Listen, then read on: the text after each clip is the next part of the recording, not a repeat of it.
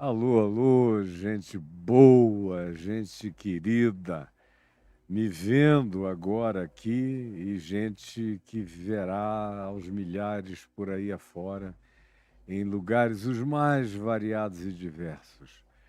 E vai ficar cada vez mais variado, diverso e amplo o alcance. Você vai ver, você vai ver, você vai ver. Deus há de nos conceder a graça, a bênção, a unção, o poder, os meios, os recursos para, no prazo da nossa vida, ainda testemunharmos o Evangelho de Cristo Jesus, conforme está escrito e inscrito, não em nenhum livro, mas no nosso coração, na nossa vida, como evangelhos vivos, como cartas vivas de Cristo Jesus no mundo. Faremos isso em todas as línguas, em toda a terra, com a graça de Deus. E você vai ter o privilégio de ajudar e de participar. Dando continuidade, nós estamos em Mateus. Jesus tinha terminado de proferir, que é a palavra usada, o chamado Sermão do Monte, e desceu do monte, e as multidões estavam maravilhadas com a sua palavra, que aqui é chamada de doutrina, para caracterizar ensino. É uma coisa totalmente diferente do que a palavra doutrina passou a significar no cristianismo. Do quarto século para cá, ela sofreu todas as mutações e as hibridizações e as grequificações filosóficas que a gente queira imaginar. Também foi objeto de todas as inserções de seitas e de pensamentos de seitas e justificativas para apoiarem as preferências, os caprichos, as morais, as ideologias políticas, as idiosincrasias, conforme o cristianismo ia se espalhando pela terra à base da espada e da cruz. Cruz de um lado, espada do outro. A espada primeiro, a cruz depois. E quando a cruz chegasse antes, o que era uma raridade, se não houvesse adesão imediata a ela, a espada chegava com certeza na sequência. Mas, em geral, da história, sempre foi o oposto. Primeiro a espada e depois a imposição da cruz, goela abaixo. E quem não a aceitasse já estava perdido, já estava no inferno. Essa é a trágica história do grande estelionato que fizeram acerca do Evangelho de Jesus, transformando-o num anti-evangelho que a gente assiste e vê durante o curso da história humana. No ocidente da Terra, especialmente nos últimos 17 séculos. E hoje, uma vez que eles ficaram perplexos com o Evangelho, com a sua doutrina, porque viram que Jesus ensinava não como os religiosos, nem como os pedagogos da religião, nem como os mestres da homilética religiosa, nem com as temáticas e os conteúdos, as morais, os usos, os costumes, as ênfases de natureza comportamental, com uma ênfase preferencial na questão de natureza sexual, que sempre teve uma elevada cotação entre os pecados, objeto de apedrejamento e de endurecimento do coração,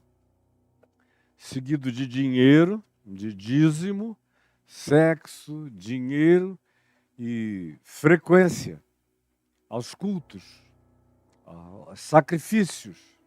Quanto mais sacrifícios, mais dinheiro, Naquele tempo, não só dinheiro de dízimo, mas o dinheiro na forma de comida, de animais, a melhor parte era dada aos sacerdotes da tribo de Levi, que eram os que viviam em tempo integral, eram os pastores, os sacerdotes oficiais, eram os que carregavam o credenciamento oficial para falar em nome de Deus.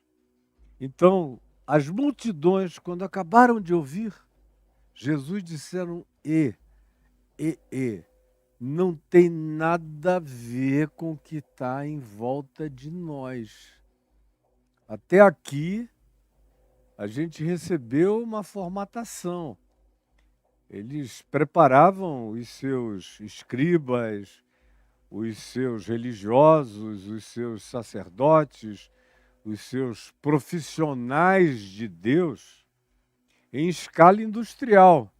Quem viu um, viu quase todos, com diferenciações vinculadas a que tipo de seita particularizada o sacerdote teologicamente tivesse feito a sua opção, ou preferência, ou gostasse mais. Mas era mais do mesmo sempre, o tempo todo.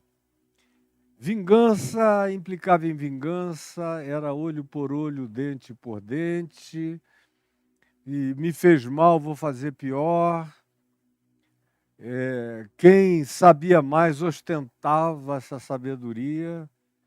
As espiritualidades eram objeto de divulgação, de outdoor, de billboard, de propaganda, na praça, na esquina, no templo, na rua, em todo lugar. Todas as coisas relacionadas a Deus eram feitas da cara para fora, para todo mundo ver. Deus era a commodity das commodities e a piedade era uma demonstração de crédito espiritual que o indivíduo tinha. E quanto mais, e tanto mais quanto ele manifestasse publicamente a sua piedade, mais ele revelava o tamanho da sua conta bancária, religiosa e espiritual. Era assim que todos se comportavam e é em relação a isso tudo que Jesus enfrenta e fala a respeito durante o que nós vimos nos últimos meses, nesse falar chamado, apelidado de o Sermão do Monte, o que é uma coisa muito pequena, muito diminuta, muito religiosa, muito beata para caracterizar o que de fato isso aqui é. Isso é uma revolução. Isso aqui não tem paralelos. É para deixar as multidões do mundo inteiro perplexas quando tivessem a chance de fato ouvi-la, ouvir essa palavra, com essa autoridade, por esse mensageiro, com essa gravidade, com essa luminiscência de amor, de compaixão, de misericórdia. Um outro conceito de justiça, que não era justicismo, nem legalismo, nem moralismo, nem comportamentalismo, nem behaviorismo de nenhuma natureza. Era tudo invertido, tudo ao contrário do que a religião praticava. E tudo carregado, encharcado de Deus. Como eles nunca tinham sonhado que veriam, nem que era possível. Muito menos, jamais tinham imaginado coisa igual que estava acontecendo diante deles, com uma simplicidade aterradora, assombrosa. Não havia nenhum séquito de preparação, não havia trombetas, não havia roteiros, não havia reluzências artificiais de nenhuma natureza, era ele, simples. Quanto mais humano, mais divino. Quanto mais divino, mais humano, mais exposto, mais aberto, e mais o sarrafo subia, mais a referência do significado de Deus transcendia a tudo quanto até então os maiores e melhores sábios de Israel jamais tinham proposto, nem sonhado em propor. E quem vê isso em primeira mão e reconhece isso em primeira mão são as multidões. Caiu aqui para mim no meu Instagram alguma coisa, caiu, desapareceu, embora diga que está ao vivo, mas eu sigo com você. Pois bem. Então, quem viu primeiro, quem deu o primeiro testemunho, quem sentiu primeiro isso, não foram os acadêmicos, nem foram os grandes e bem preparados luminares da religião, do saber, da compreensão teológica, dos entendimentos e das cronologias históricas, de nenhum modo. Foi o povo, foi a multidão que viu e caiu em estado de perplexidade.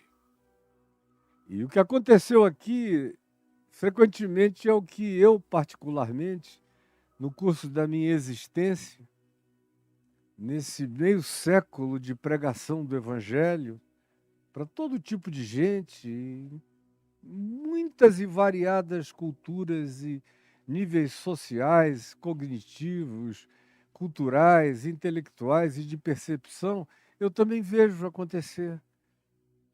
Frequentemente são aqueles que a gente não esperava que compreendessem os que primeiro vêm a compreender. Não raramente são aqueles que a gente pensava que estavam olhando só por curiosidade, os que ao final nos dão um retorno de terem compreendido, os que tinham aparência de estar compreendendo, revelaram depois ter ficado ali apenas num estudo de curiosidades a respeito das suas exterioridades, sem prestarem um pingo de atenção ao conteúdo e ao significado, muito menos ainda no desejo de fazer uma internalização transformadora daquilo que supostamente, aparentemente estavam ouvindo. Pois bem, eu me lembro de quando eu era jovem, você antes ou depois de pregar no Sermão do Monte, eu já fiz isso dezenas e dezenas de vezes. O que eu fiz aqui com vocês nos últimos 3 meses, mais ou menos, eu fiz muitas outras vezes no curso da minha vida, de maneira elaborada. Outro dia até, quando eu digo outro dia, já tem 2 anos, eu estava aqui na minha biblioteca e vendo um material antigo que eu não via há anos, dentro de caixas e caixas e caixas do meu passado, dos meus baús de agendas. E no início da minha vida, eu ainda fazia alguns esboços, especialmente quando ia dar aulas. E eu tive um centro de treinamento durante alguns anos que treinou uma quantidade enorme de jovens que se tornaram pastores, que hoje já estão todos com a cabeça branca, espalhados aí pelo Brasil e pelo mundo inteiro. E eu ministrei lá cursos inteiros no Evangelho de Mateus, de Lucas, de João, de Atos, de 1ª e 2ª aos Coríntios, de 1ª e 2ª Timóteo, de Romanos, do Apocalipse, em sequência expositiva. E aí, nesse dia, vendo esses baús antigos, como um escriba que estava ficando velho, Jesus disse que todo verdadeiro escriba versado no reino dos céus tira do seu depósito coisas novas e coisas velhas, E naquele dia eu estava olhando coisas velhas, quando eu achei uma agenda azul bonitinha, de 1982. E aí o dia parecia que tudo voltou numa concreção total para diante da minha face. Eu me vi escrevendo aquilo ali, organizando, enchi a agenda inteira que estava em branco, das aulas que eu daria durante os próximos 2 anos, todas as segundas e terças no meu curso de formação de pastores e líderes, lá na VIN, Divisão Nacional de Evangelização, em Niterói. E aí, quando eu vi aquilo ali, era o Evangelho de Mateus, todo bonitinho, todo organizadinho, do jeito que hoje em dia, me desculpem a sinceridade, eu não tenho mais nem vontade de fazer. Tanto é que eu estou ensinando o Evangelho de Mateus expositivamente para vocês e o material está lá em cima. Eu não o trouxe, não o abri nem no primeiro dia. Por quê? Porque, conquanto eu não tenha reparos a fazer, eu olhei tudo outra vez e falei, eu amadureci em algumas realidades, eu me tornei mais profundo, provavelmente. Mas eu não tenho reparos a fazer a organização mental que eu tinha em 82 a respeito do Evangelho de Mateus e da que eu tenho agora, hoje, já praticamente chegando aos 70 anos. Não tenho reparos a fazer. Poderia usar aquele roteiro, só iria torná-lo eventualmente mais profundo na exposição de algumas áreas ou aspectos. E aí deixei-o lá porque eu quis tirar do meu depósito coisas novas. E não quis ficar condicionado a nada que estivesse pré-definido, pré-escrito.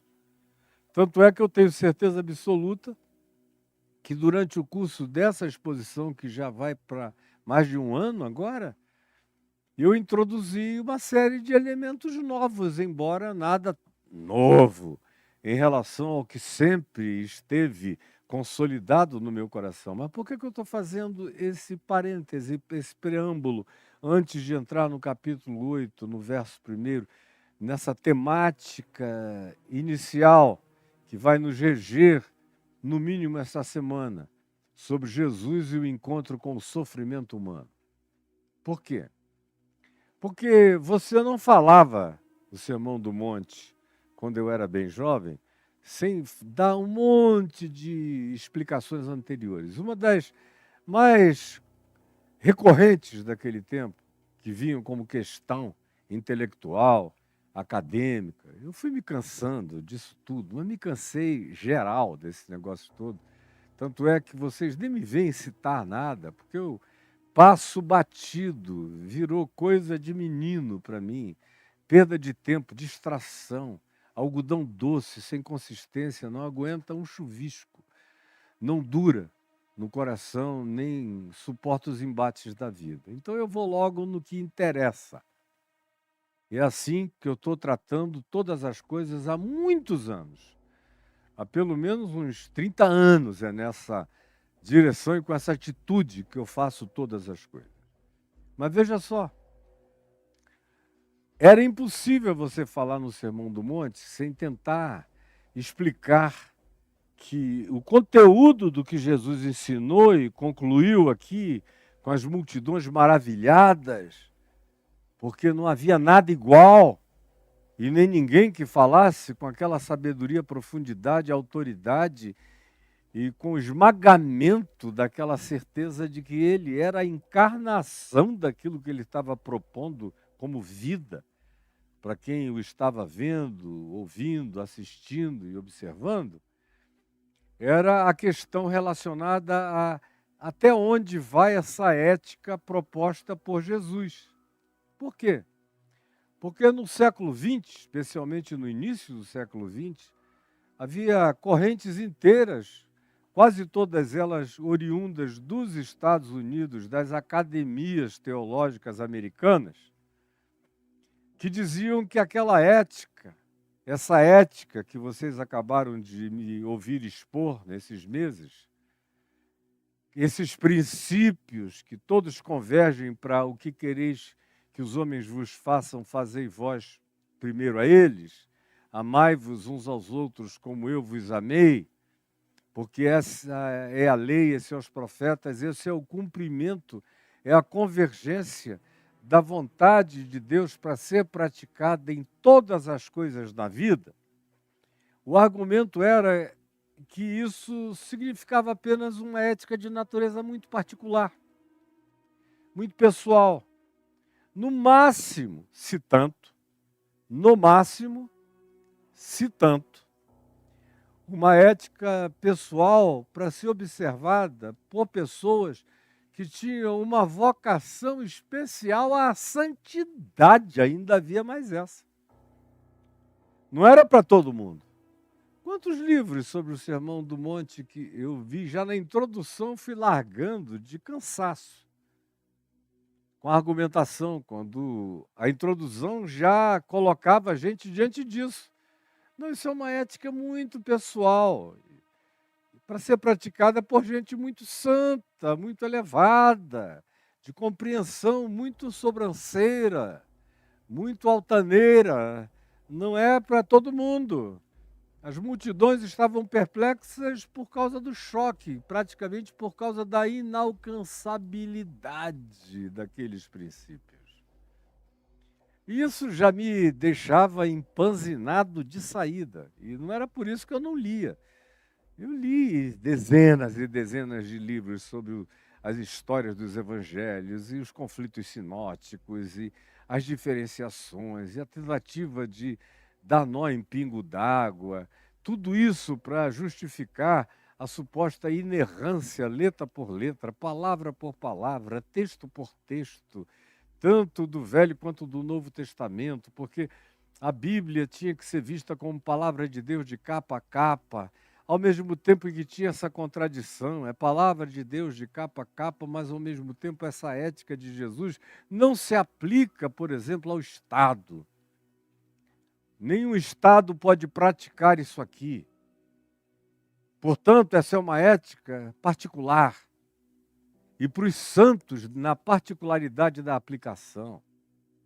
Ou então, o argumento de que aquela não era uma ética aplicável ao Estado, nem tampouco uma ética que tivesse um aplicativo amplo no que diz respeito às grandes questões sociais da vida. Estava nascendo também, já tinha a chamada teologia social nos Estados Unidos, emanando da Faculdade Teológica da Universidade de Princeton e de outras tantas nos Estados Unidos, que tinham começado a elaborar isso nos anos 30, nos 50 ganhou a sua densidade maior, teologia do evangelho social, e aí teologia da esperança humana, e aí veio a teologia da libertação, e na teologia da libertação isso ganhou a sua consumação maior, porque era tão real que esse ensino de Jesus não podia ser praticado dentro do espírito revolucionário proposto pelos teólogos da libertação, porque eles não propunham que você desse a outra face, não propunham que você entregasse a capa e a túnica, não propunham que você amasse o inimigo e orasse por aqueles que perseguiam a você. Ao contrário, a mediação, o método, a prática medianeira daquilo que era a seleção feita, a maior parte arrancada dos profetas do Antigo Testamento, na teologia da libertação, onde Amós era o campeão, e Ezequiel, algumas partes e porções de Isaías, ou de Jeremias, ou de Miqueias, ou de Oséias. E o evangelho predileto era o de Lucas. O Sermão do Monte aqui de Mateus, por exemplo, não era tão querido pela teologia da libertação desde o início, porque já começava com Bem-aventurados, caiu de novo aqui esse Instagram, bem-aventurados os humildes de espírito, os macários. E em Lucas não, bem-aventurados os pobres, falando do pobre, pobre, pobre, pobre de marré, marré, marré. Então, obviamente, era um texto da predileção do pessoal da teologia da libertação. E Karl Marx foi eleito como o indivíduo que era a chave hermenêutica para a leitura do Evangelho na teologia da libertação. Não era Jesus a chave hermenêutica, era Karl Marx. Você tinha que ler a Bíblia toda a partir da dialética marxista-leninista. E foi isso que a teologia da libertação fez. Por isso, conquanto eu tenha lido praticamente tudo que de mais fôlego e densidade tenha sido escrito e produzido e proposto e debatido e louvado no auge, nos anos da teologia da libertação, eu nunca, de fato, me curvei a ela. Eu sempre bati de frente em relação a ela, conquanto reconhecesse méritos em vários aspectos. Mas a questão precípua para mim era essa: Jesus não era a chave hermenêutica. A chave hermenêutica era a metodologia, era a mediação interpretativa da proposição de Karl Marx. Isso nunca foi algo que nem de longe qualquer dos meus pelos pudesse aceitar, não por causa de Marx, mas por causa do fato de que Jesus nunca foi o maior, nem o mais importante, nem o mais significativo na minha vida. Ele sempre foi tudo. Absolutamente absoluto. E o resto, derivados relativos, de vida passageira e circunstancial. Eu nunca pensei de outro modo e nunca fui de outra forma e nem serei jamais de outro modo.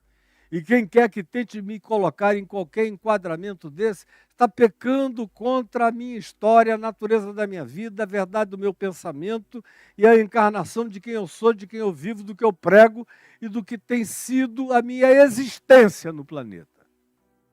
E só faz isso quem ou não sabe nada ou está absolutamente mal intencionado, desejando fabricar uma pessoa que não sou eu para consumo de outros, para manter milhões enganados a respeito de quem eu sou e do que eu ensino, mas tudo isso está nas mãos daquele que é o Senhor da minha vida.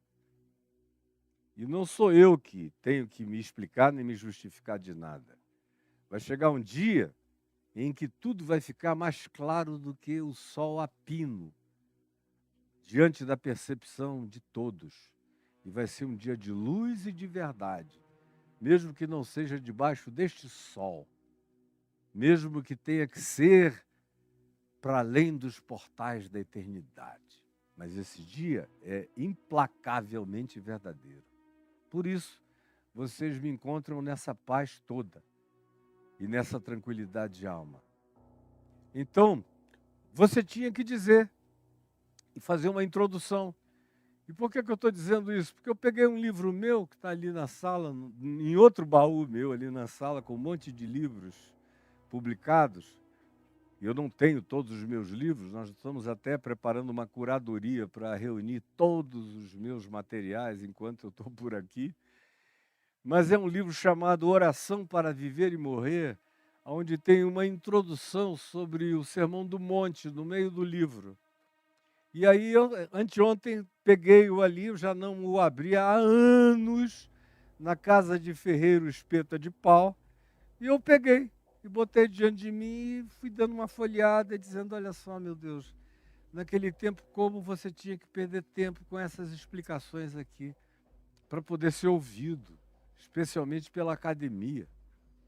E eu fiquei vendo o meu contraditório em relação a um dos teólogos que, à época, nos anos 80, estava mais em voga no mundo inteiro, especialmente falando sobre teologia da libertação, teologia social, sobre evangelho e pobreza e coisas do gênero. E ele teve seu papel de muita relevância, importância e significado, eu não nego nada disso. Mas vendo o esforço que ele estava fazendo para tentar explicar o Sermão da Montanha, assim chamado, e dizendo que realmente tinha uma particularidade que só dava para se cumprir na ética pessoal, porque Jesus era um apocalipsista, existencialista, que tinha dentro dele, como ser humano, a esperança de que, de fato, a volta do Filho do Homem, que seria ele mesmo falando de si mesmo, quando voltasse a segunda vez, viesse a acontecer logo, logo, que o próprio Jesus estava no mesmo engano dos seus discípulos, que imaginavam que enquanto estivessem ainda vivos, Jesus iria voltar, ainda, quem sabe, com aquela Jerusalém erigida por Herodes o Grande, naquele segundo templo majestoso, ainda, décadas depois de ser assunto ao céu, Jesus fosse voltar. Como muitos deles tiveram tal esperança. E o chocante é você ver que alguns desses intelectuais, até o dia de hoje, creem exatamente assim, que Jesus estava enganado acerca do interregno, desse grande interregno que já tem quase 2000 anos. E para eles isso parecia um interregno longo demais. Para as pessoas do primeiro século era óbvio.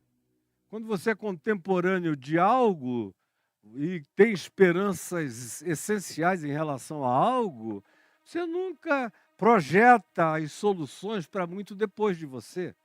Você gostaria de ser ainda testemunha, de beijar a promessa, na linguagem de Hebreus 11, ao invés de dar a Deus para ela de longe. Sem perceberem como em todas as parábolas de Jesus sobre a volta do Filho do Homem, ele sempre cria um interregno, um grande tempo, um tempo de sono, de espera, de cansaço, de malvadeza daqueles que antes eram líderes e depois se tornaram senhores e dominadores dos seus irmãos, de exploração, de deturpamento radical das compreensões dos ensinos originais emanados de Jesus. Tudo isso está dito lá. Mas tanto eles, no meio do século XX, como até o dia de hoje, você encontra pessoas olhando para Jesus com essa perspectiva, dizendo que ele é a coisa mais bonita desse mundo, mas em relação a isso ele estava enganado.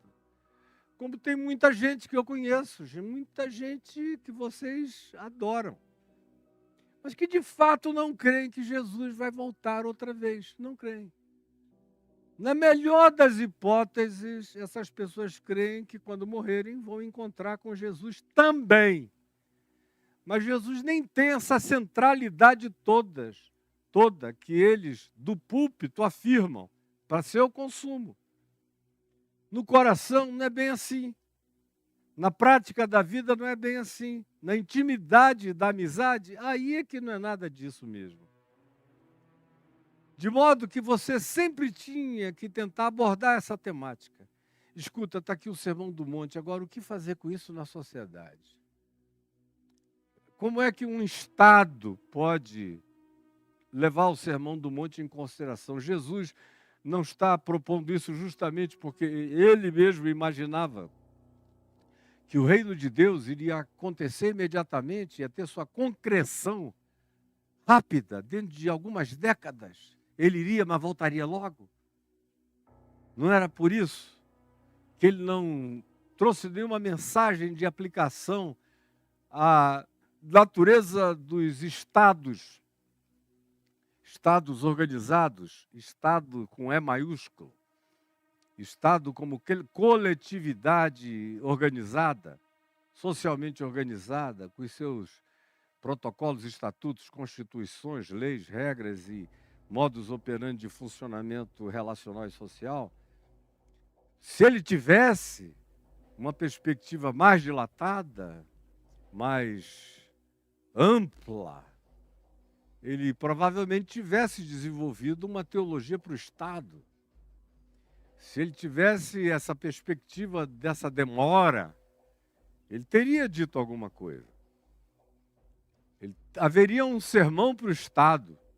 No caso, seria um sermão para o Império Romano, que era o Estado que dominava todos os outros subestados e subrealidades de qualquer que fosse a dimensão histórica contemporânea nos dias de Jesus e durante muitos séculos antes e depois de Jesus.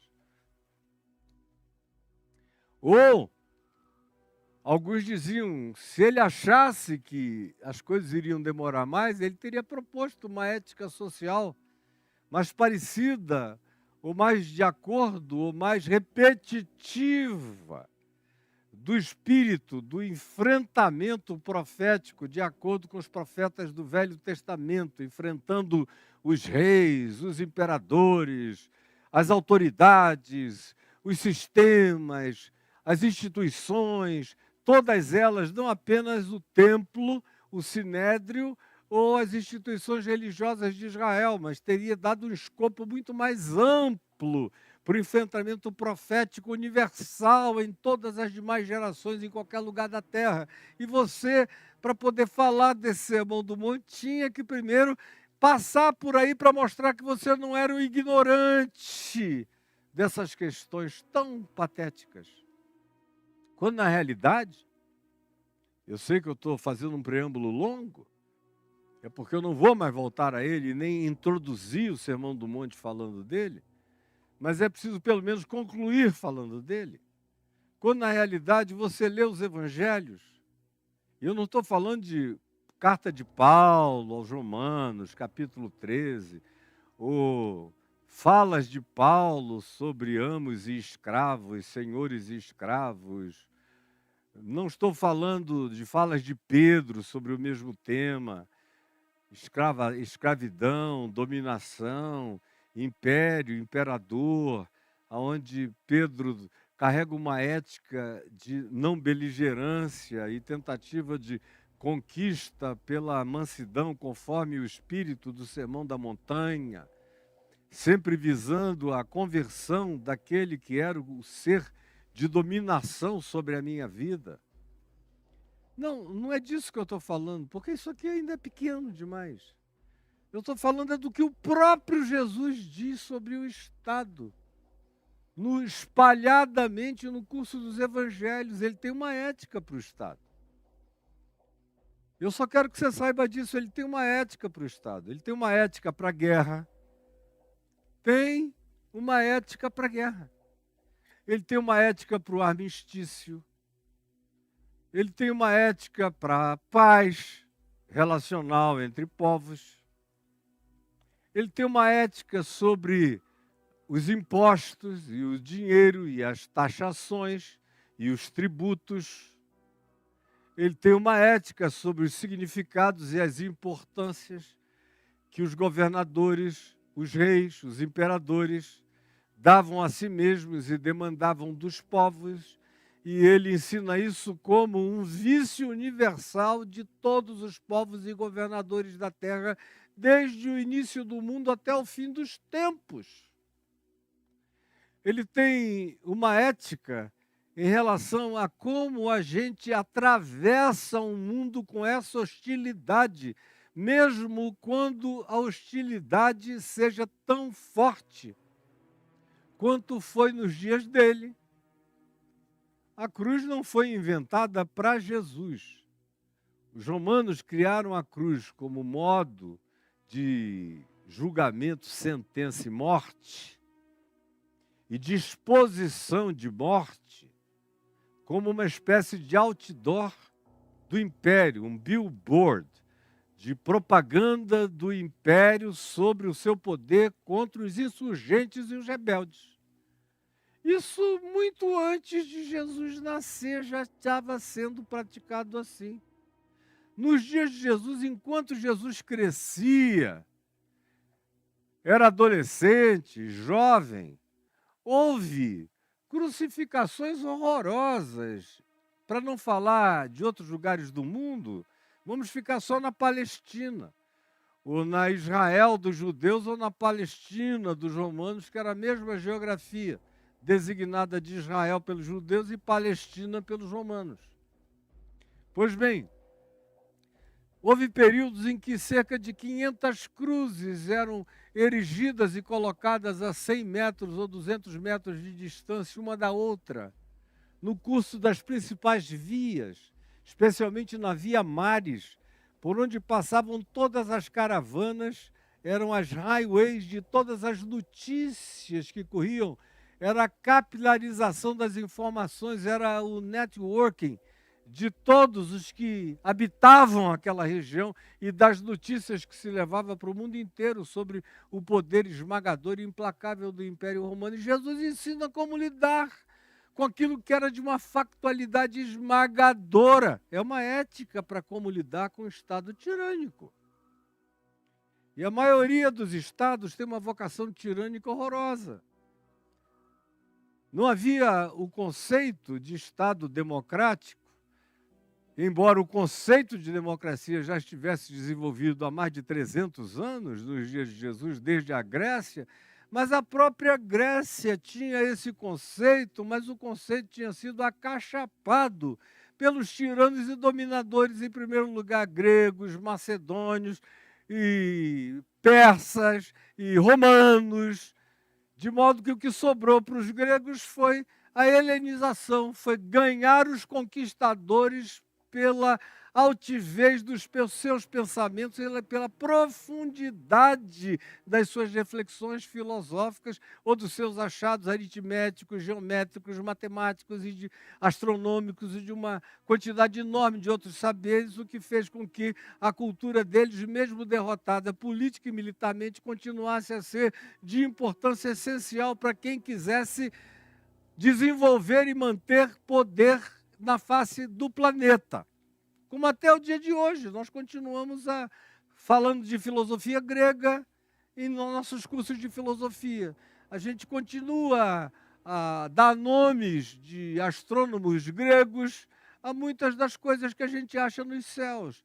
A gente continua a remontarmos-nos a todas as nossas noções de matemática, de geometria, de física avançada como teoria das cordas e outras coisas. Você não tem como fazer isso tudo sem passar por Pitágoras, Arquimedes e uma quantidade enorme de outros sábios cientistas do passado, todos sob o invólucro da cultura grega.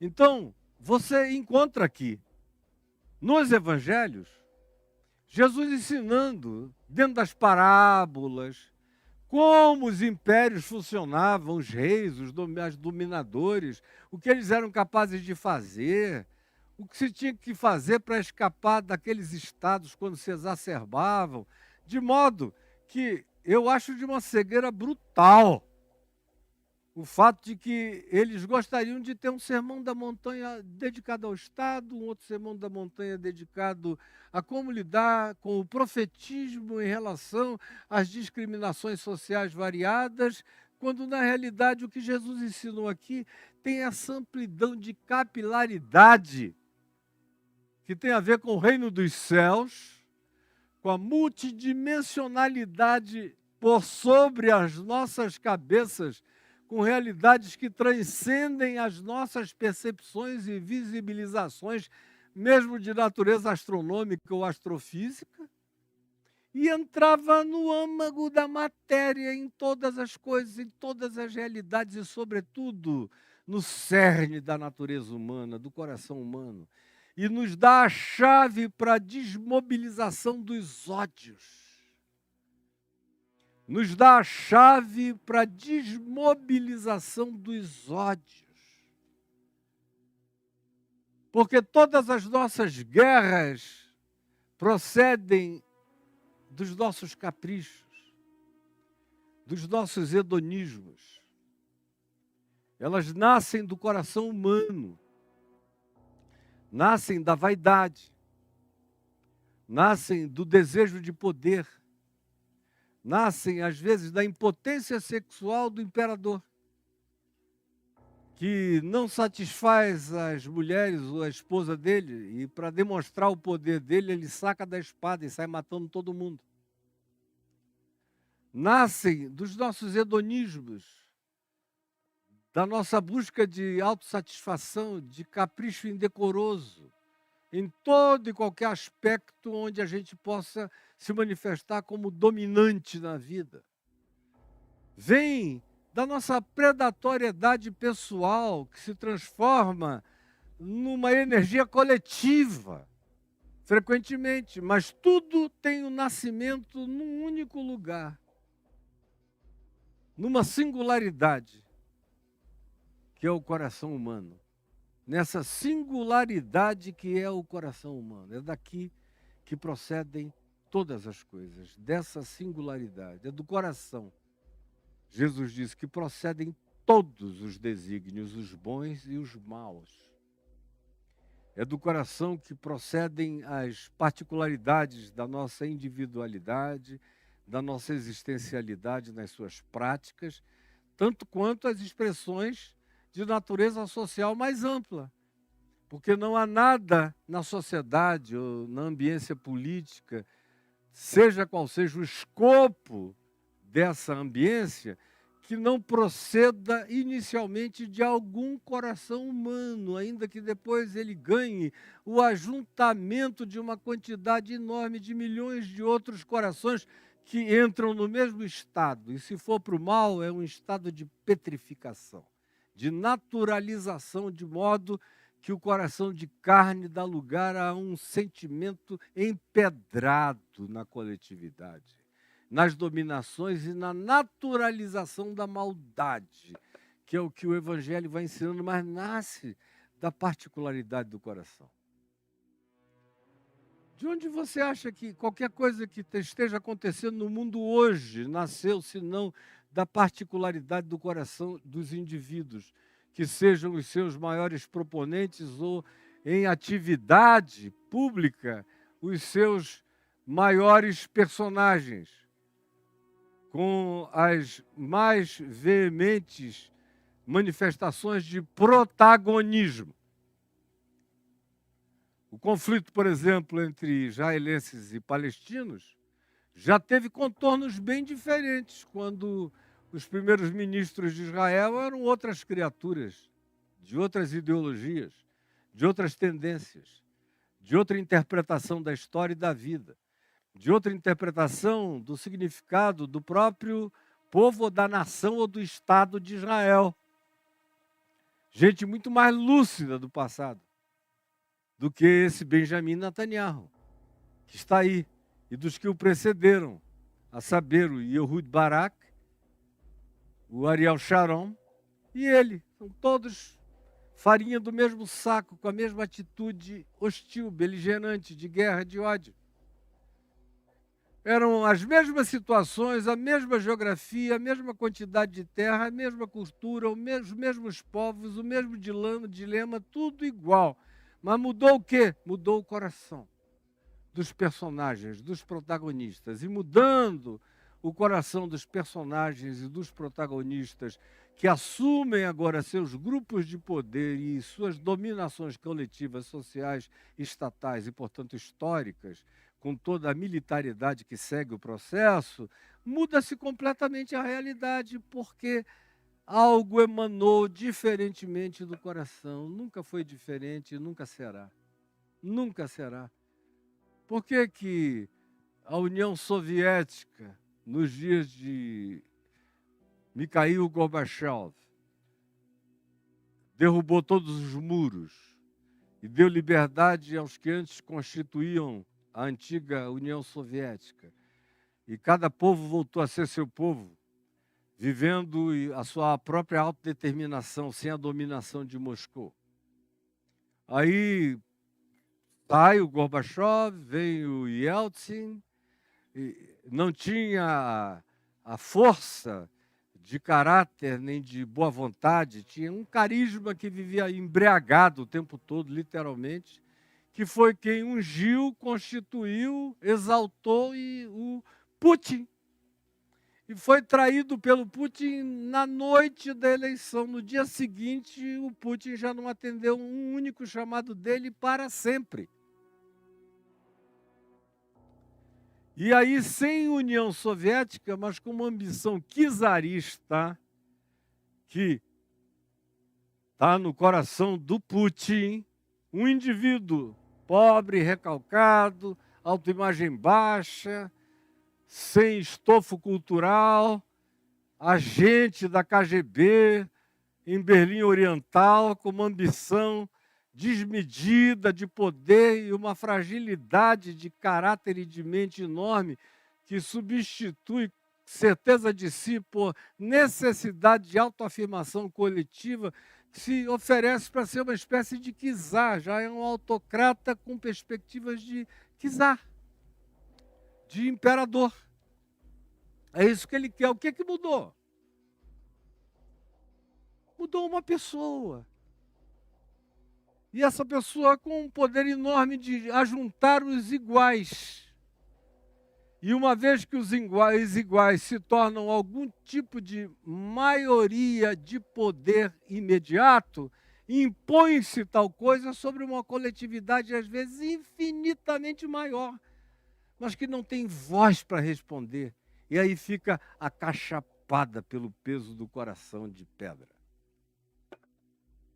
De modo que esse Sermão do Monte não tem aplicabilidade apenas individual e existencial.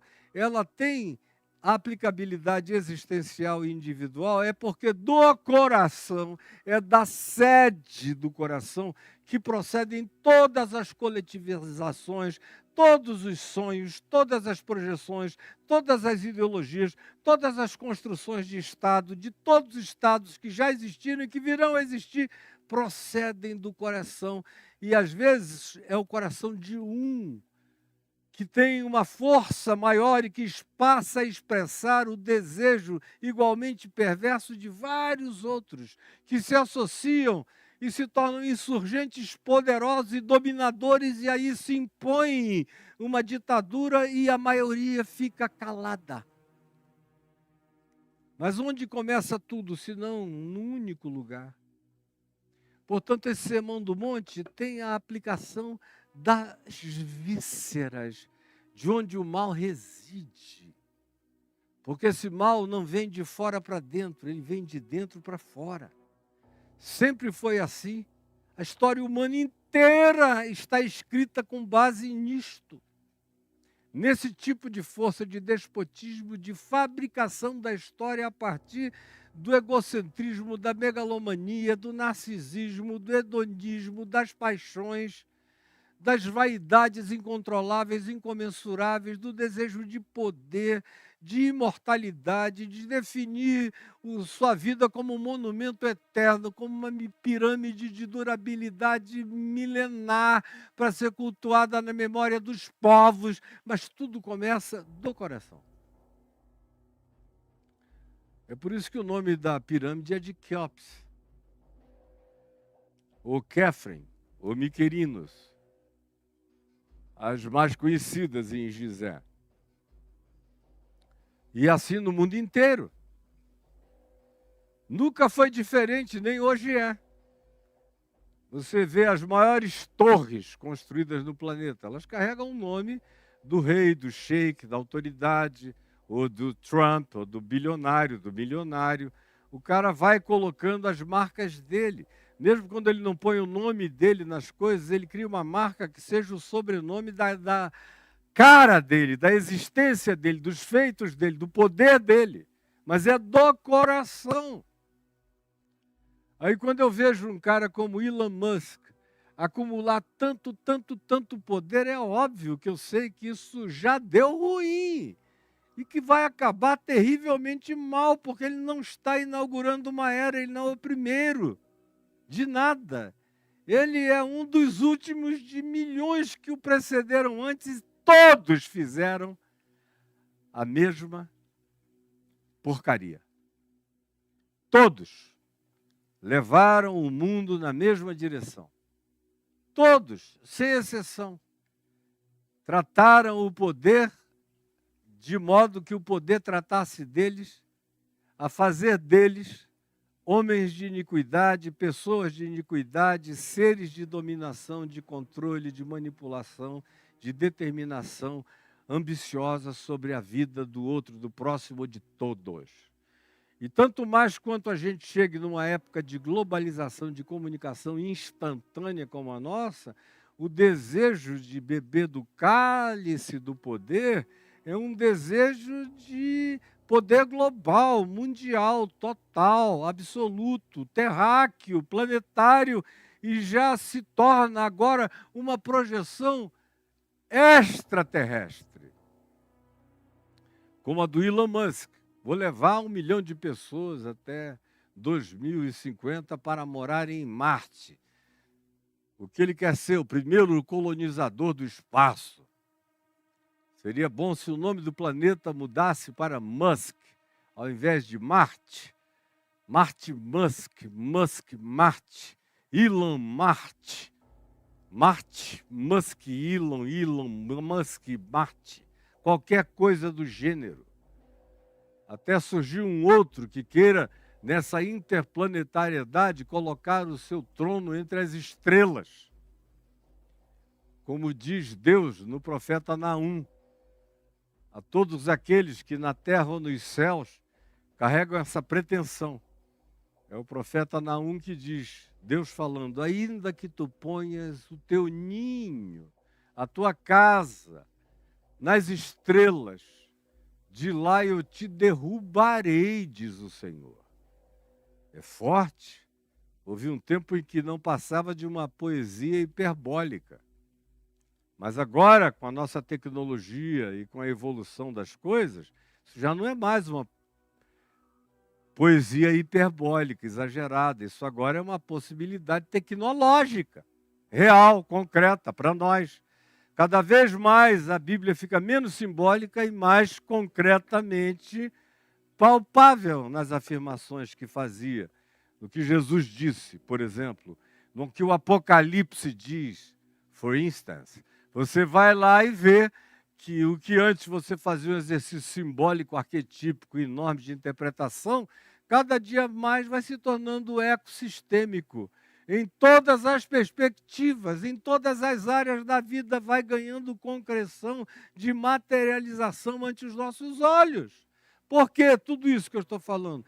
Para dizer que o Sermão do Monte tem a maior de todas as pertinências, porque ele lida com o lugar não lugarizado, que é o coração humano. E quando eu falo do coração humano, eu não estou falando deste órgão, que eu aqui faço simbolizar por essa aparência, essa pedra com aparência de coração que eu achei às margens do Rio Negro, no ano que minha mãe morreu, em 2014, e trouxe para mim e uso com regularidade. Mas o verdadeiro coração não é feito de carne, nem de sangue, nem de músculos. Ele é imponderável, ele é um lugar não localizável, ele não vai ser jamais achado por nenhuma neurociência, ele transcende qualquer palpabilidade de qualquer natureza, ele carrega a natureza de Deus. Num certo sentido, o meu espírito não existe também, como Deus, que não existe, é.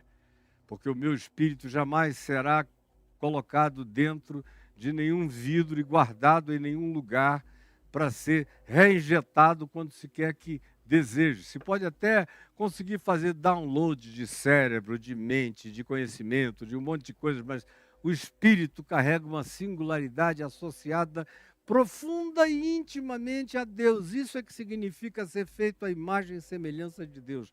Não é a minha cara, não é a minha aparência, não é nenhuma outra coisa, é a minha essencialidade, você compreendeu? Esse é o elemento que Jesus chama de coração, é o espírito, é do coração que procedem todas as coisas, é do coração que vêm as fontes da vida e as fontes da morte. Bom, isso dito, e essa é a mensagem, esse é o significado, essa é a pertinência, a gente chega aqui no capítulo 8 e lê do verso 1 ao verso 4, que no Evangelho de Mateus nos apresenta Jesus descendo do monte e com ele grandes multidões. Lembram que ele começou com os discípulos ouvindo, depois as multidões foram chegando, os dias do acampamento foram crescendo, e quando termina agora tem multidões de todas aquelas aldeias, e gente que veio de todos os recantos de Galil, da Galileia, daquela redondeza, de todas as cidades, das Decapólis, das cidades judaicas, das cidades pagãs, das cidades variadas, das caravanas, gente para todo lado, ouvindo perplexo aquele indivíduo. E ele desce o monte e diz: e eis que um leproso. Vejam como as coisas partem do aspecto mais profundo da alma. Ele está descascando, descarnando a alma humana. Começando com os bem-aventurados, os macários, mexendo naquilo que ninguém quer tocar. Invertendo os polos de significado. Ressignificando valores, importâncias. Botando cada coisa no seu lugar. Desexaltando aquilo que, de maneira estelionatária, tinha tomado um lugar enorme no coração humano, colocando no seu lugar mais corriqueiro e definitivo, e exaltando aquilo que ninguém queria enxergar, que era essencial. Bom, uma vez que esse momento, que é eterno, do Sermão do Monte, acaba no espaço-tempo, e ele começa a se mover naquela geografia, descendo o monte para o vale, saindo daquela elevação de pensamento, de alcance, de aprofundamento para a alma, para o ser, e desce geograficamente para o vale onde estão as outras pessoas que não tiveram nem a curiosidade de subir o monte. Ele encontra de cara com um leproso que se aproximou dele e o adorou, dizendo: Senhor, se quiseres, tu podes purificar-me. E aí eu peço licença aqui a você para abrir em Marcos, no texto sinótico, e o sinótico significa um texto de equivalência paralela na sua repetição da mesma narrativa. E no texto aqui de Marcos, no capítulo 1, do verso 40 em diante, a mesma narrativa que acontece depois do Sermão da Montanha, que não está transcrito aqui em Marcos, é uma interpolação que Mateus faz. Marcos é mais velho que Mateus. É o evangelho mais antigo que a gente tem, é Marcos. E Mateus colocou o que vieram a chamar de os oráculos do Senhor, fez essa interpolação, que faz total sentido com tudo.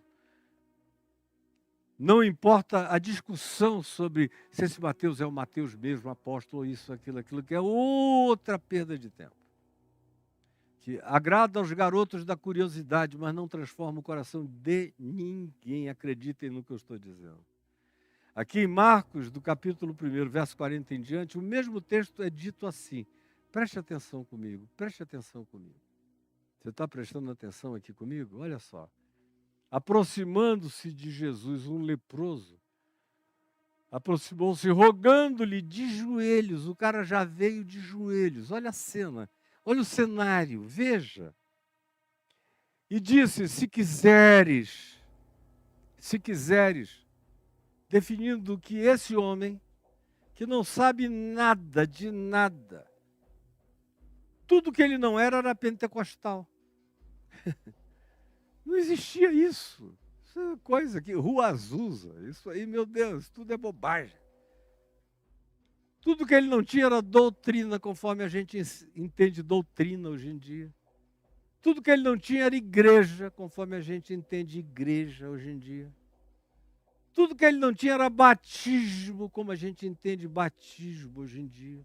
Ele não tinha nada do que vocês dizem que é aquilo sem o qual ninguém se chega a Deus. Esse cara, como quase todos os demais do Evangelho, ou pelo menos nas narrativas do Evangelho, de João Batista para frente, não tem ninguém em relação a quem se diga, então, ele foi primeiro batizado, ou logo depois disso batizaram. Não, você vê isso até João Batista e vai ver isso depois em Atos dos Apóstolos, mas em Jesus, enquanto ele caminha aqui, não. Ele não deixa que nada se confunda com a palavra, com o Evangelho, com a encarnação, com ele mesmo, com a prática. Então esse homem se aproxima e diz: eu sei que tu podes, se tu quiseres, tu podes purificar-me. E ele já chega de joelhos. E você sabe quem é o leproso, né? Ele não só sofre de hanseníase, mas era o menor de todos os males era a doença, a hanseníase, que já era horrorosa. E há 2000 anos atrás, não dá nem para a gente descrever. Como não dá para descrever no Amazonas de 100 anos atrás, de quando meu pai era adolescente e cuidava do seringal e do castanhal da família do Alto Rio Purus. E me contava as histórias dos leprosos em abundância na região. Havia muito leproso no Amazonas e nenhum cuidado e nenhuma compreensão e uma superstição absoluta, porque eles não sabiam nem direito o que era aquilo, só que era contagioso. Então era trágico. Na melhor das hipóteses, se levava aquele indivíduo para morar num leprosário, onde os dedos iam cair, os pés, os artelhos, o nariz, a orelha, onde ele ia se desfigurar todo. E para trás, até a mulher o expulsava de casa, como eu ouvi histórias do meu pai contando, de gente dentro do seringal, do castanhal, que ficou leprosa, e a família inteira, até os filhos correndo, fugindo do cara, colocando dentro de uma canoa e empurrando a canoa para longe, todo mundo coberto, dizendo: vai daqui, vai rio abaixo, deixa as correntes te levarem. E meu pai sabia do que se tratava e dizia: bom, eu não tenho como socorrer medicamente essas pessoas. Ele só tinha 17 para 18 anos. Mas eu vou pelo menos fazer o que eu puder. E aí pagava caro para algum navio ou algum batelão, como se chamava lá e se chama até hoje, um motor que levava gado, o material, commodities como juta, seringa, balata, castanha, farinha, seja lá o que fosse, permitissem, e ele pagava caro para o cara botar uma corda ali de 300 metros, puxando a canoinha do leproso lá atrás, que vinha no sol e na chuva, no máximo com uma taperazinha construída na cabeça dele para ele se cobrir. E já chegava todo sem pele, todo escaldado, todo arruinado, todo descarnado na cidade de Manaus. E no porto não podia chegar perto de ninguém. E aí tinha que encontrar alguma misericórdia. E papai o que fazia era tentar deixar essa pessoa no leprosário do Aleixo, que era o único lugar de humanidade mínima para o cara morrer. Isso agora no Amazonas, há 100, 90, 80 anos atrás, até o meu nascimento ainda era assim, até depois do meu nascimento ainda era assim. Era trágico. E no Israel dos dias de Jesus era infinitamente pior, porque não era só uma doença contagiosa que ninguém sabia explicar. Era algo relacionado na interpretação deles a uma maldição. Era malignidade pura, era karma, era a expressão de algum pecado horroroso, não confessado. Tinha uma interpretação de causa e efeito perversa, aplicada ao doente, especialmente ao leproso, sobre o qual Moisés tinha feito algumas postulações e dado instruções de como se deveria alienar o leproso e como se tinha que queimar, destruir a casa do leproso, para não ficar nada, não restar nada que contaminasse o resto do arraial. E como ele não podia chegar perto, e se aproximasse, nem que fosse para uma visualização de gente que ele queria, ele ia sofrer um apedrejamento violento, tinha que correr e fugir. E perambular solitário até morrer. Esse era o leproso.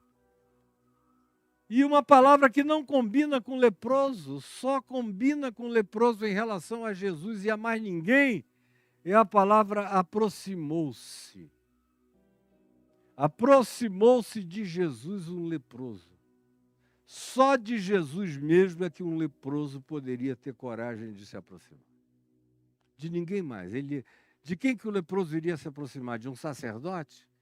Então o leproso se aproximou de Anás, de Caifás, do sacerdote, dos saduceus. Então o leproso procurou graça entre os fariseus. Então o leproso se ajoelhou na porta do sinédrio. Então o leproso subiu ao templo em Jerusalém para cultuar. Não existe isso. Leproso aproximou-se só se for da pedra, da pedrada, do apedrejamento, da morte. Ele não tinha permissão para se aproximar de nada. Agora, a primeira manifestação, o primeiro teste da encarnação desse sermão do monte, desse ensino do evangelho, saído da boca de Jesus, gestuado por Jesus, está aqui. Aproximou-se dele um leproso. Só quem vive e carrega esse sermão do monte no coração é que não corre de leprosos. Signifiquem os leprosos o que quer que os leprosos venham a significar em qualquer outra geração.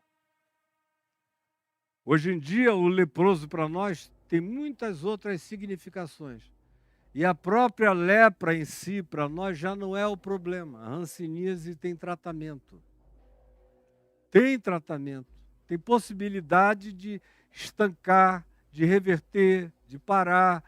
E a chance do convívio, da continuidade, do indivíduo estancando a doença, ficar praticamente curado e ter vida normal, continuar a existência. Isso de algumas décadas para cá. Entre nós, no Ocidente, porque ainda há lugares em muitos cantos do planeta Terra em que o leproso continua a ser tratado como na antiguidade, sem poder se aproximar. Mas aproximou-se dele um leproso é algo que só combina com Jesus. Você não vê, e aproximou-se de Moisés um leproso. Moisés não tinha coração para o leproso. Aproximou-se de Davi, um leproso. De Salomão, um leproso. De quem que o leproso se aproximou? E aproximou-se de Elias, um leproso. Não. De ninguém. O leproso só se aproximou de Jesus, não é por acaso. E não é por acaso que essa frase, tanto em Mateus quanto aqui em Marcos 1:40, como também a repetição dela em Lucas 5, de 12 em diante, é a mesma coisa, aproximou-se de Jesus o leproso. Essa veemência, essa repetição, essa recorrência, não está aqui por acaso.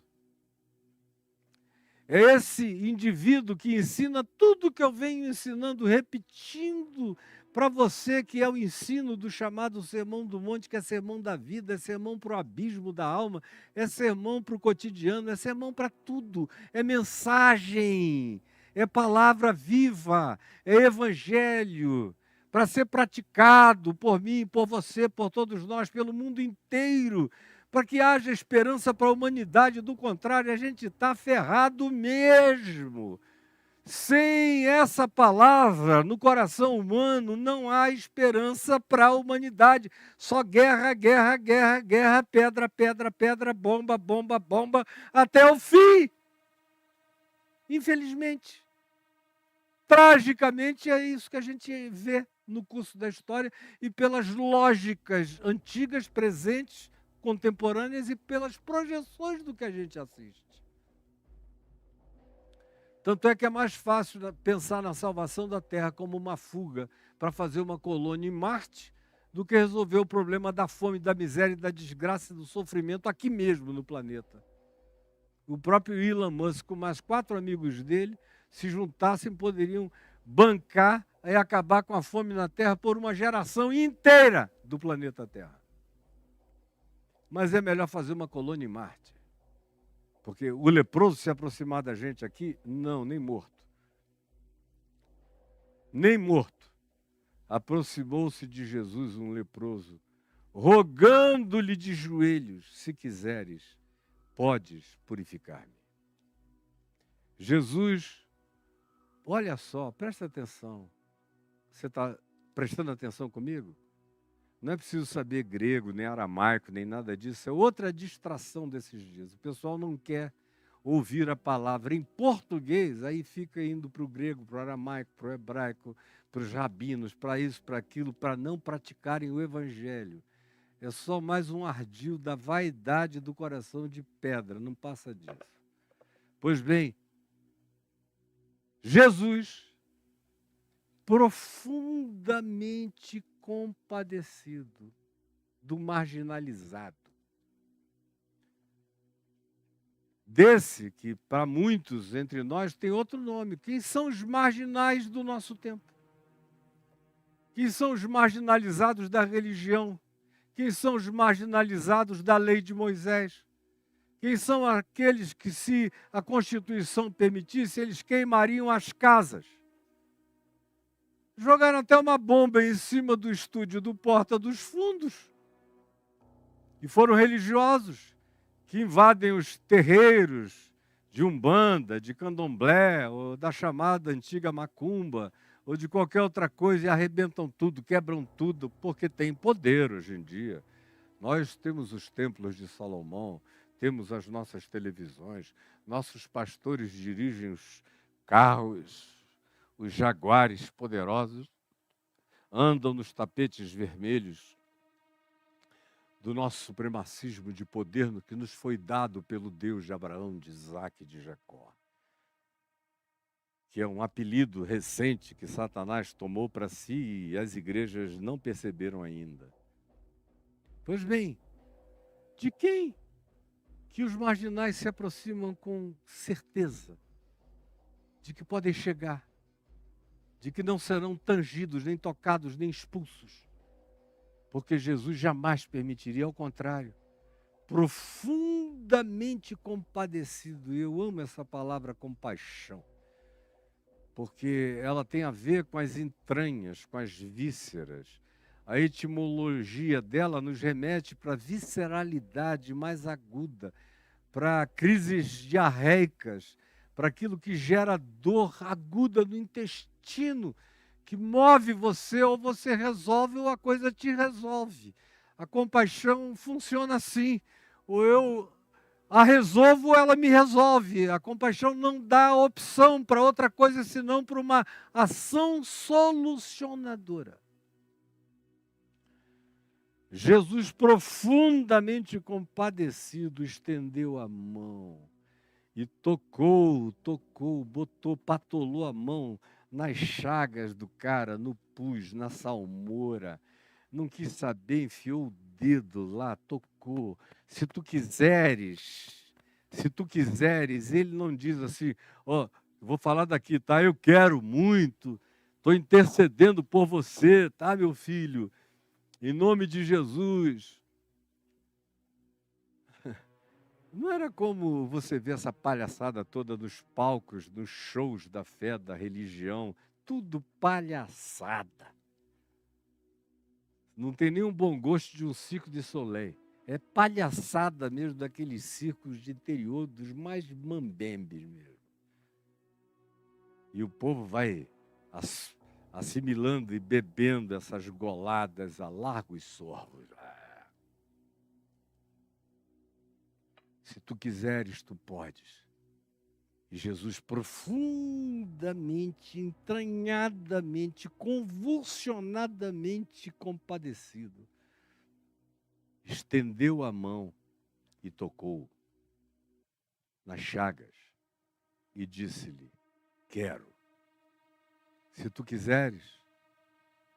E a resposta dele é essa: quero. E não é um quero de palavras, como diz o apóstolo João, que aprendeu com Jesus: filhinhos, não ameis de palavras, mas sim de fato e de verdade. É um quero que mete a mão, patola, pá, mete a mão, puxa, eu quero te tocar. Eu quero ter tudo a ver contigo. E eu pergunto: quem são os marginais dessa época? Quem são os leprosos desses dias? Essa é uma palavra, esse sermão do monte, e esse que prega e que encarna e que vive, que me ensina a ser a manifestação ambulante dessa mensagem, a me tornar um evangelho vivo, andante no mundo, me ensina que não é uma questão de querer à distância. O evangelho é um querer que toca. O evangelho é um querer que se chafurda. É um querer que se impusa. É um querer que se, como diriam os jovens, os meus netos, que é um querer que se meleca. Quero. E estendeu a mão e tocou, e disse-lhe: quero, fica limpo. No mesmo instante, é um instante para tocar e é um instante para curar. É um instante para tocar e é um instante para curar. No mesmo instante. E eu também amo essas palavras como instante, que é uma palavra que deixa o espaço-tempo correndo atrás dela. Ela tem uma força existencial e uma carga de eternidade, de momento, de indesignabilidade.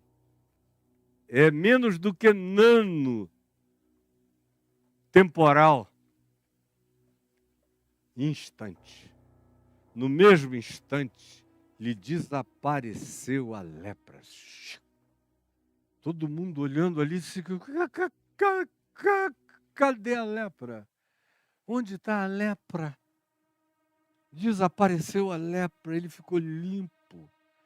Então Jesus, a cara dos pastores, pregadores dos nossos tempos e de todo o cristianismo, igualzinho, só vão por aí e faça propaganda disso para todo mundo. Diga para todo mundo que fui eu, que esse é o meu ministério, que Deus me deu. Eu toco e no mesmo instante as pessoas ficam limpas. E primeira igreja de Cristo Jesus em Cafarnaum, manda chamar todo mundo para cá. Ou eu vou criar aqui a igreja das beatitudes, das bem-aventuranças santas. Podem vir e doar, porque aqui eu vou erguer meu Vaticano de poder. Olha só o que ele diz: contrariamente a tudo que o cristianismo é, o que a religião é e aquilo que você se tornou, pela indução e pela aprendizagem dessa perversidade, como se fosse ensino de Deus para você, como se fosse doutrina do Evangelho, e é malignamente demoníaco. Diferentemente, portanto, de todos esses que nos cercam, verso 43, nos diz o seguinte: fazendo-lhe Jesus, no entanto, então, veemente advertência. Aí você pergunta: qual foi a advertência? E se diz aqui: e logo despediu, que era para não criar tumulto, nem muvuca. Ele cura, faz uma advertência veemente. Aí você fica querendo saber qual é a advertência veemente que Jesus fez para esse homem. E está aqui no Evangelho de Mateus, pode voltar para o capítulo 8, no verso 4, que disse-lhe Jesus: então, olha, não o digas a ninguém. Essa é a veemente advertência sobre a qual Marcos nos fala. Não o digas a ninguém. E logo despediu. Logo, está claro porque para não fazer do homem um atrativo, um testemunho, um chamariz, um fetiche, um culto à cura, uma inversão de significados, onde a palavra que ele acabou de ensinar perde a importância e as pessoas passam a cultuar resultados de natureza carismática, milagreira, milagrosa, pentecostalizada, ou de eventos de visibilização de milagres, ou de qualquer coisa dessa natureza de supranaturalidade, ou supernaturalidade, ou sobrenaturalidade. Jesus não dá importância à sobrenaturalidade. Ao contrário, ele diz várias vezes, vocês só estão aqui porque viram que eu multipliquei pão, vocês não vieram pela palavra, vieram pelo pão.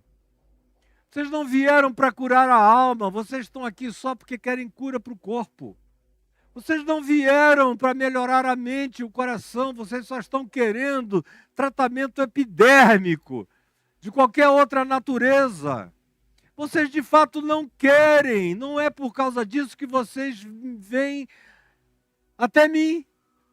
Vocês vêm até mim por causa de vocês e não por causa daquilo que de mim procedeu de modo a conquistar-lhes o coração de um modo irreversível. Não, vocês só estão aqui por uma solução momentânea, sem continuidade de compromisso de nenhuma outra natureza.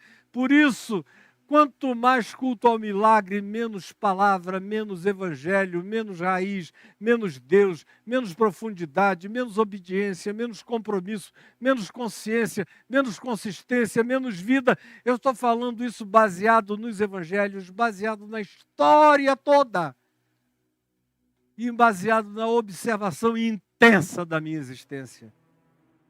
E não há aqui ninguém, nenhum líder pentecostal, em nenhuma reunião onde me pusessem sozinho contra todos eles que pudesse me negar. Porque eles seriam trilhados pela verdade do que Jesus falou e não teriam argumento, porque não tem. Eles são só mercadejantes de fetiches. E é só isso, de encantamentos. São os verdadeiros bruxos. Esses sim são os verdadeiros falsos magos, são os verdadeiros feiticeiros, que fazem tudo isso escondidos no nome de Jesus, mas praticam as suas piores maldades. Jesus então lhe disse, olha, não digas a ninguém. A ninguém. Não abriu concessão para dizer, oh, conta só para tua mulher, nem para o teu filho, nem para os mais ímpios, não contes para ninguém. Volta para a tua vida sem ninguém saber como aconteceu esse negócio. Mas vai mostrar-te ao sacerdote. Isso era uma viagem para Jerusalém, onde ele chegaria curado, limpo. Por isso ele poderia subir no templo, porque se ele chegasse lá leproso, ele não subiria nem nas escadarias. Não o permitiriam, ele seria apedrejado na subida, expulso para sempre, morreria lá no vale. Em algum daqueles vales à volta. Vai mostrar-te ao sacerdote e fazer a oferta que Moisés ordenou de pombinhas pela purificação do leproso, para isso servir de testemunho ao povo. Vai e faz isso. E como eles nunca viram essa lei e essa determinação de Moisés, nunca teve seu cumprimento. A gente não lê no texto bíblico inteiro, desde quando Moisés falou a primeira vez na legislação dos leprosos, lá no Levítico, até Jesus, você só ouve falar num caso de purificação de leproso que foi de Naamã o Sírio, o homem que veio da Síria. General, nas águas do Jordão, no mergulho de 7 mergulhadas e saiu purificado. É a única coisa. E não tem nada a ver com coisa alguma, senão com a vontade de Deus ser Deus para quem quer, onde quer, como quer, do jeito que deseja. Fora isso, você não tem um único episódio de dizer, então, alguém subindo ao templo de Salomão, nos dias de Salomão foi curado, ou nos dias de Ezequias, ou nos dias de Josias, ou nos dias de quem quer que fosse, do mais piedoso de todos os reis de Israel, depois de Davi. Não, nenhum leproso, nenhuma oferta, nenhuma cura de lepra, nenhuma provisão para a cura de ninguém. Quando Jesus manda esse homem ir ao templo em Jerusalém e fazer a oferta que Moisés mandou, ele estava de fato inaugurando uma era, ia ser algo que geraria perplexidade. O quê? Quem? Como? Por quê? Você está fazendo a oferta dos leprosos? É. Mas cadê a lepra? Cadê a lepra? E aí é o dilema do homem, que já longe do norte de Israel, longe de Cafarnaum, já em Jerusalém, no sul, iria dizer, foi um homem da Galileia, um nazareno assim chamado, cheio da sabedoria divina, que eu criei que se ele quisesse, ele poderia me purificar, e ele meteu a mão no meu peito, e ele me quis para ele de tal modo que eu fiquei assim, limpo, e ele me mandou vir aqui fazer isto. E eu vim, estou fazendo isto. Mas quem fez isso por mim foi ele. Eu vou parar aqui hoje, porque o preâmbulo foi longo demais. Eu só quero perguntar uma coisa a você. Quem são os leprosos do seu tempo? Quem são aqueles que a sua religião, a sua igreja ensina a ficar longe? A não chegar, não pegar, não tocar, se for o caso, até apedrejar, tascar uma pedra, jogar mesmo nele. Sai daqui, seu canalha, não se enxerga não, seu safado. Não vê que você não passa de um leproso miserável, o que você está fazendo aqui? Sai daqui. Quem são? Você frequenta uma igreja onde os leprosos da contemporaneidade não podem entrar? E quem são os leprosos da contemporaneidade na sua religião, na sua igreja, no seu mundo, na sua vida? E por que você diz que quer aprender o Sermão do Monte se você não tiver coragem de praticar o Sermão do Monte na descida? Como Jesus, que ensina isso tudo, desce e já vai com a mão para patolar a cara, patolar o peito do leproso. Eu quero. Eu quero. E quando eu digo eu quero, fica limpo, eu me torno um com o sujo. Eu me torno um com o marginalizado. Eu não me diferencio dele e nem diferencio ele de mim. E o evangelho, para ser evangelho, tem que fazer assim, do contrário é só Sermão do Monte.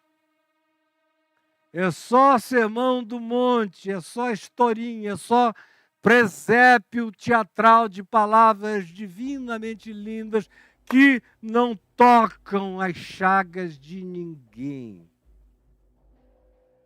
De modo que a primeira manifestação de que esse Sermão do Monte deixou de ser apenas uma informação bela, sublime, maravilhosa, existencial, praticamente de esperança escatológica de que o Senhor volte logo, porque aqui nessa terra vai ser difícil praticar e viver assim.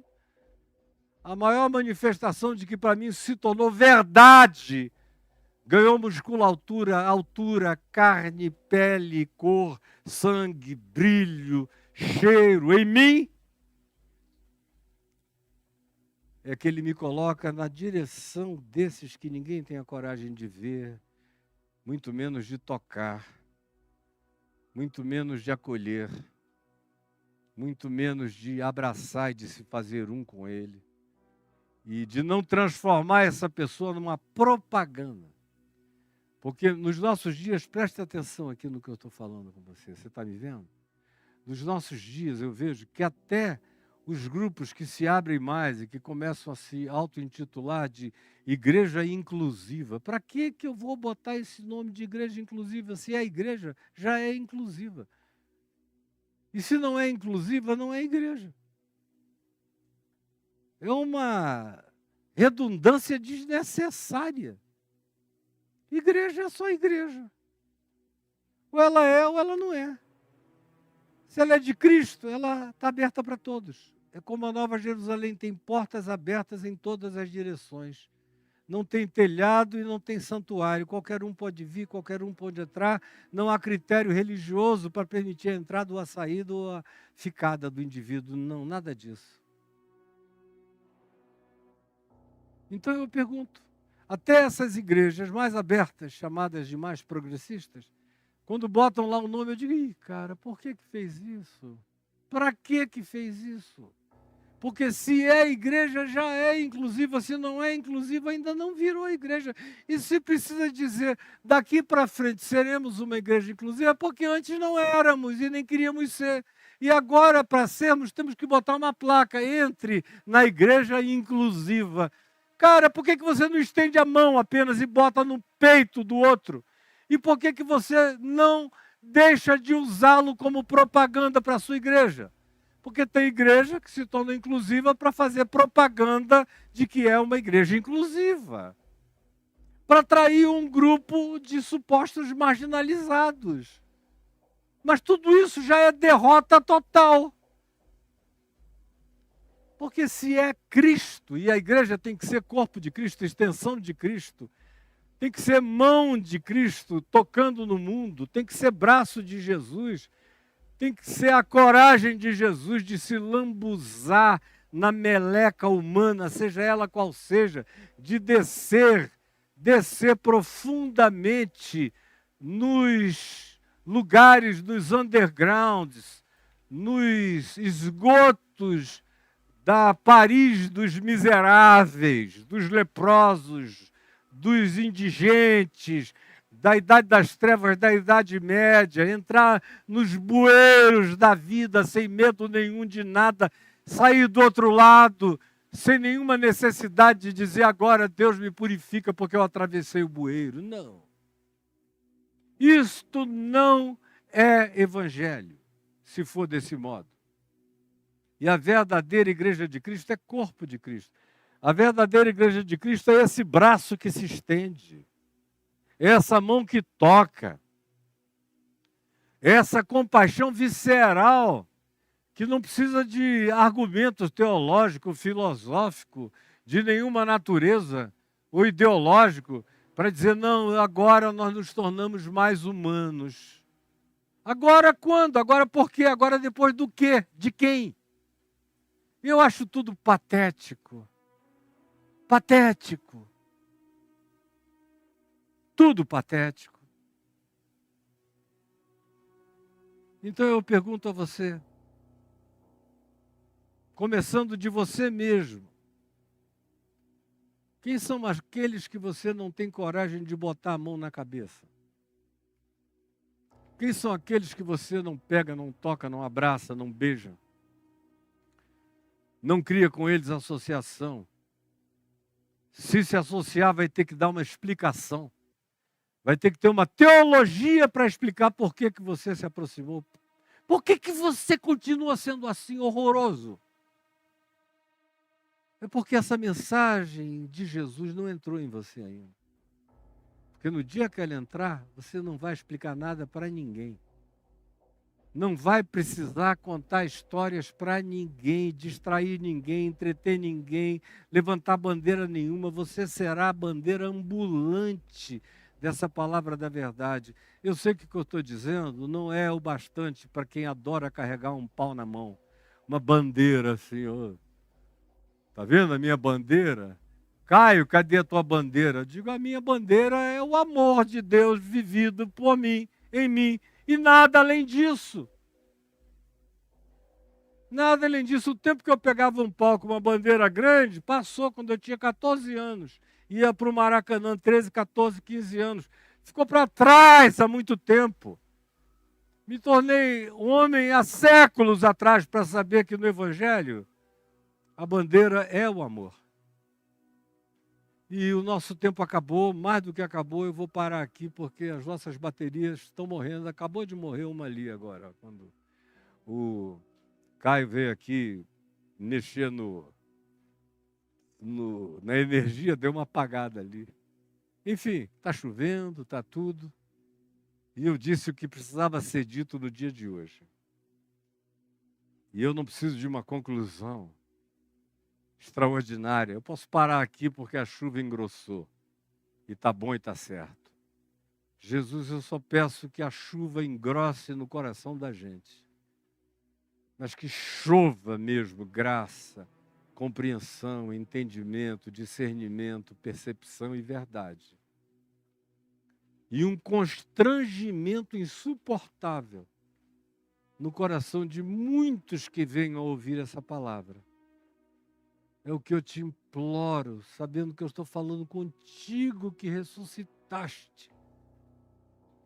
Falando com o teu Espírito que habita em mim e que está convencendo pessoas do pecado, de todos os tipos de pecado, de maldade da gente, de desumanidade, de preconceito, de supremacismo, de perversidade diabólica no coração da gente, que se disfarça de piedade civilizada, e nós somos todos uns grandes mentirosos.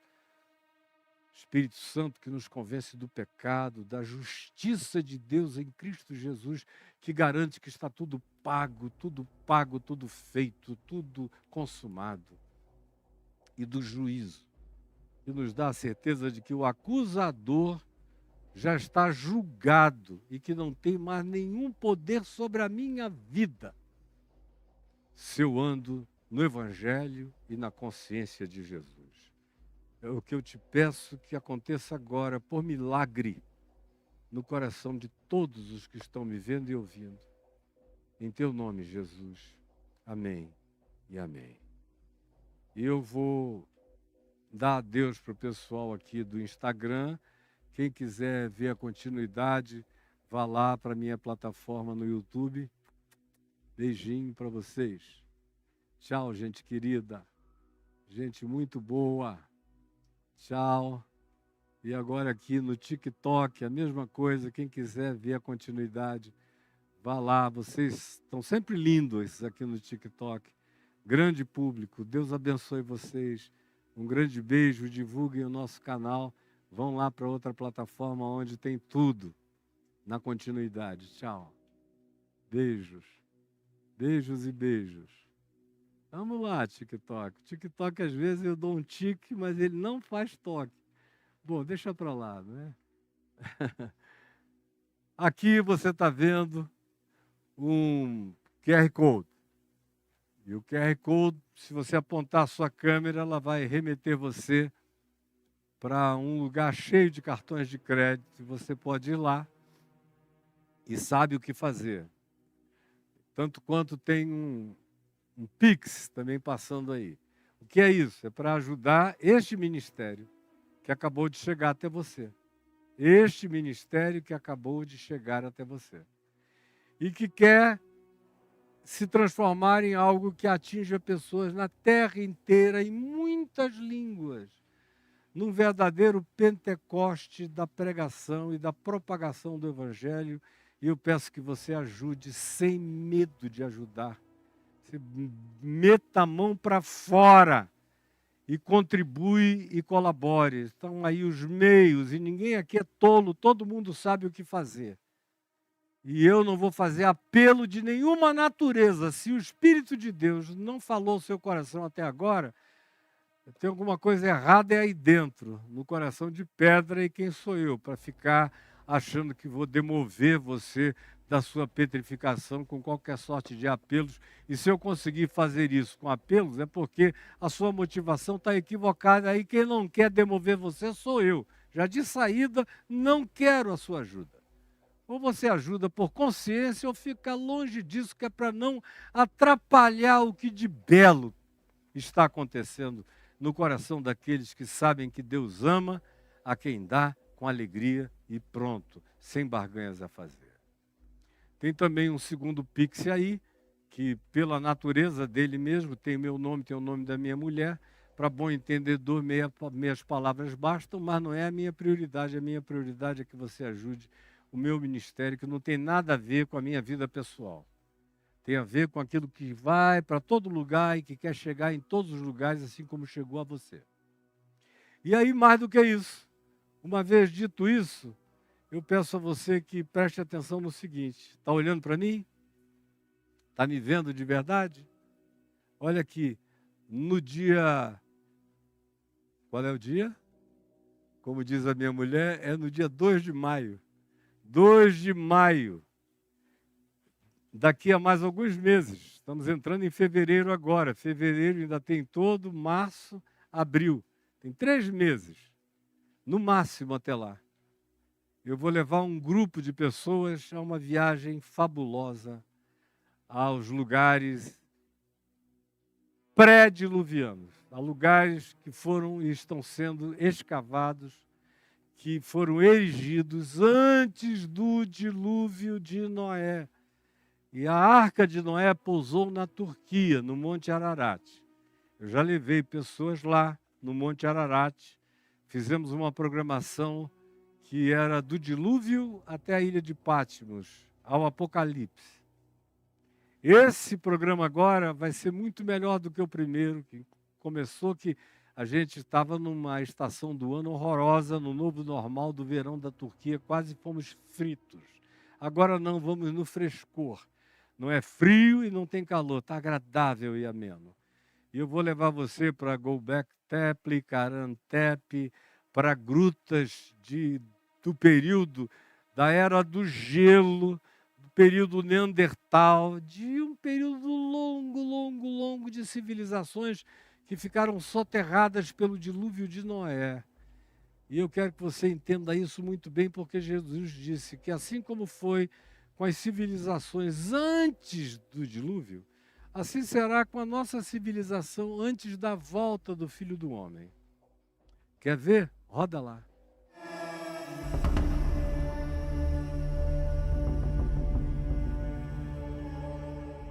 Oi, gente querida. É um convite para você viajar comigo num momento super íntimo. Aliás, eu desejo que essa nossa próxima viagem seja um dos momentos mais íntimos que eu possa ter com as pessoas. Sempre há muita intimidade, mas dessa vez eu quero que seja mais do que nunca, muita intimidade. A gente vai sair daqui no dia 2 de maio e aí o resto é roteiro. No dia 1º a gente chega em Istambul, vai para um hotel maravilhoso. No dia seguinte a viagem é toda em Istambul.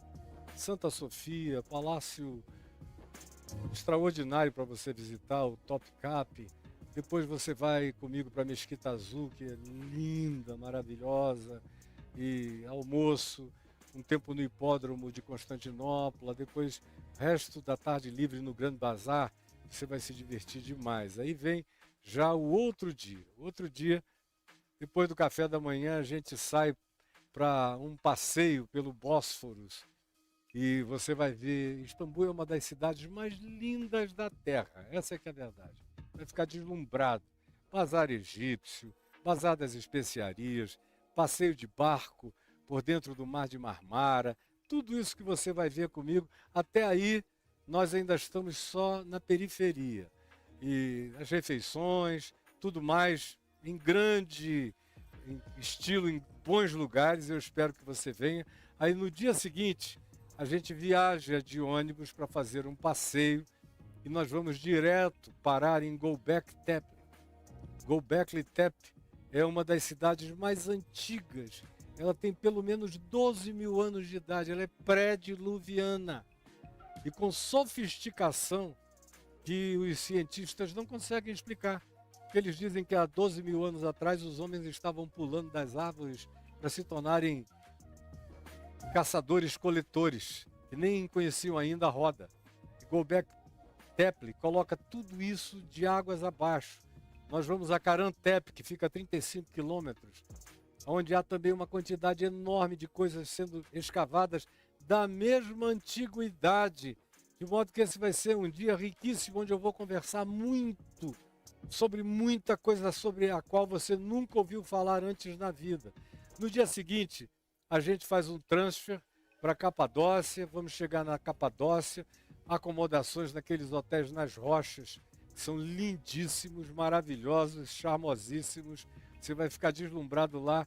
Aí no dia seguinte, na Capadócia, a gente começa nosso trabalho de visitação, nas grandes cavernas profundas, algumas antiquíssimas, nas quais já viveram mais de 20.000 pessoas a um tempo só. Tem algumas onde se diz que viveram mais de 50.000 pessoas no tempo da Era do Gelo, no final da última Era do Gelo. E eu vou levar você a cada um desses lugares e você vai ficar embasbacado. E nós vamos ter também o nosso passeio normal de balões para ver tudo de cima. Você acorda de madrugada e vê a Capadócia de cima. É um negócio extraordinário. No dia seguinte, nós vamos para Esmirna e Kushadasi. Esmirna é uma cidade de uma das igrejas do Apocalipse, mas também é um lugar maravilhoso para descansar. E Kushadasi também.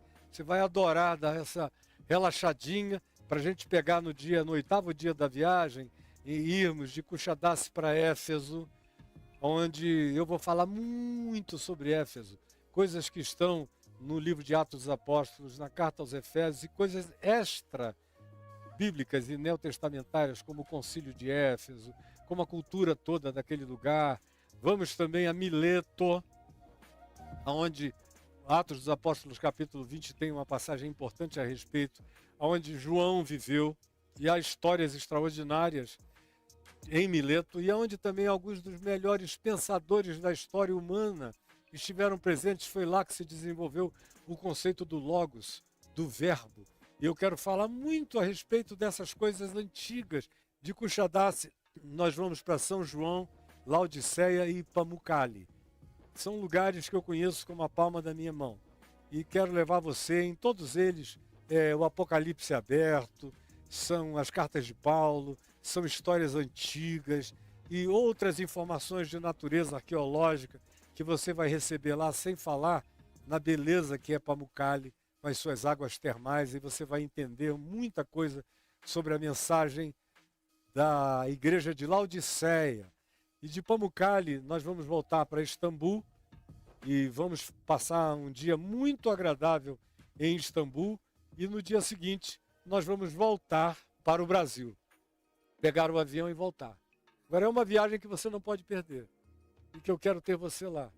E o endereço está aí, para você fazer contato com a Parpar Turismo, agora mesmo com a Renata e com a equipe dela. Você está vendo o endereço? E faça contato agora mesmo, eu estou aguardando você. Até lá então, se inscreva, hein? Não perca tempo, faça isso hoje. Vejo você.